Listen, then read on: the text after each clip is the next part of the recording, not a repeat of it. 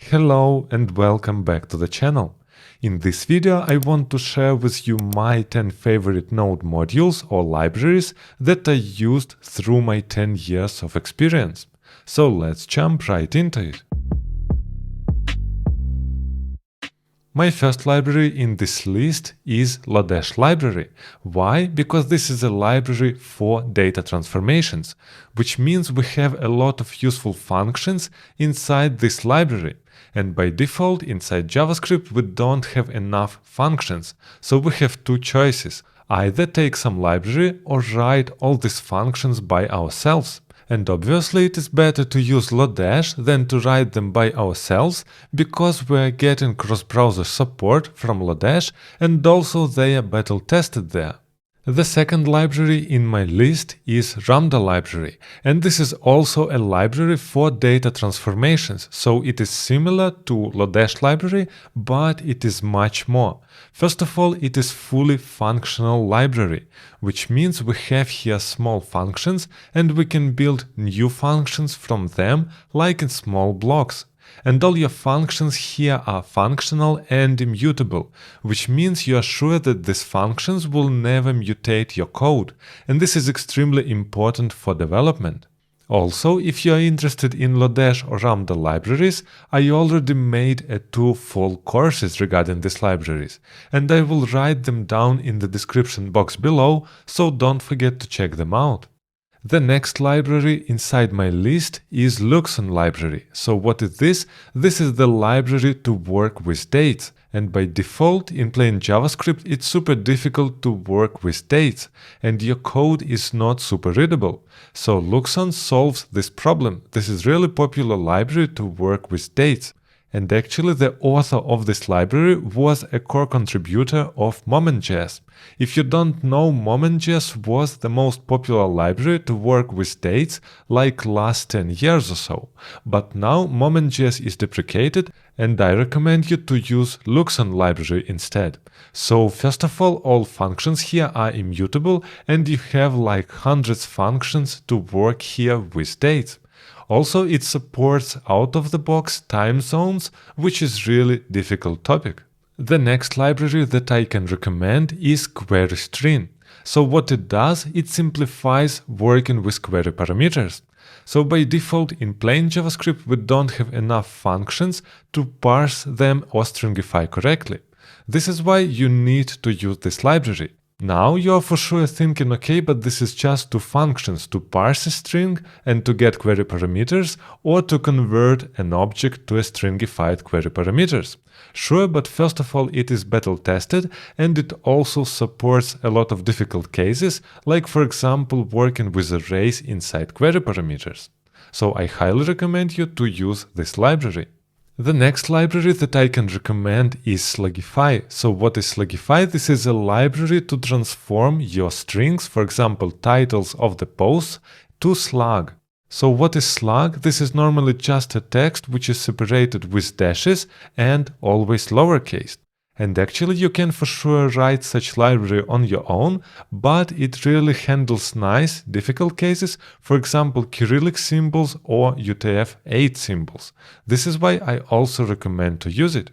The next library is PRETTIER, and this is for sure my most used library in last 5 or 6 years. Actually, PRETTIER means that this library will prettify your code, for example when you are saving a file, and actually this is opinionated code formatter. The main point of PRETTIER is that you can't really configure it a lot. This is why you just save your file and your code will be somehow prettified correctly. This is really important because you should not think about your prettifying or indentation of your code, and it is working really nice between different people, for example inside a team. So if you are not using PRETTIER for web development, I highly recommend you to start doing it. It really simplifies and speeds up your development. The next library that I can recommend is ESLINT. So what is this? This is the validator of your code, which means if you have some problems, it will show you some warnings or errors regarding your code, and it will happen in line inside your editor and not inside runtime.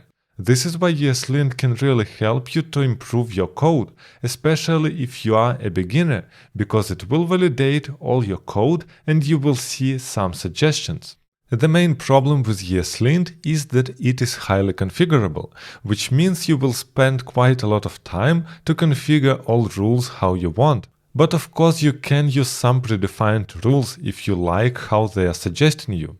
The next library in my list is CLASSNAMES, and actually it was intended to be used with React, but you can also use it outside React, and it's not a dependency of React itself. So actually its idea is to generate a string of classes, and normally we want to have different states inside our classes, for example to show or hide the element or to change its state. And it is really verbose when we start to concatenate different classes with some logic inside a plain string. ClassNames solves this issue by creating an object. And inside object you can say, okay, I have these keys, and when my value is true, then I will apply this key and generate a class string. The next library is also coming from React, and actually this library was part of React, but then it was moved outside, and it is called PropTypes. The main idea of this library is that you can validate objects. So actually it was intended to validate properties of components inside React, but actually you can use it just with any object that you want. So actually if you have any other framework or no framework at all, you can use this library just to validate any inputs, maybe forms or whatever object you want to validate. And you can really write all these rules in declarative way, because you are defining completely how your object should look like. The last library in my list is Commander.js. So what is this? This is a library to create complex command line interfaces. So normally you just throw a bunch of scripts inside your package.json, and then you are just using them across the application. The main problem is that when you have a lot of scripts, it's difficult to support them, especially if you have a lot of different arguments inside the scripts. And you can solve all these problems with Commander.js. So actually you are building a CLI tool with Commander, which means you are just writing inside your console, for example, Commander, then the name of your task, for example, build, and then some arguments, for example, build on production and so on. And with Commander.js you can easily structure all tasks inside your application and write descriptions for them. Then when you are writing Commander help, you can see all tasks that you defined inside your application and how to use them. So it really fits nicely in the teams when people are using a lot of different tasks inside one project. So these were my 10 libraries that I really like and use a lot in everyday development. And what libraries do you like? Please write me down in the comment section below. Also, if you want to improve your programming knowledge, I have a lot of advanced courses regarding different web technologies, and I will link them down in the description box below, so don't forget to check them out. And if you like this video and you want to support me, don't forget to put thumbs up and subscribe to the channel. And as always, happy coding!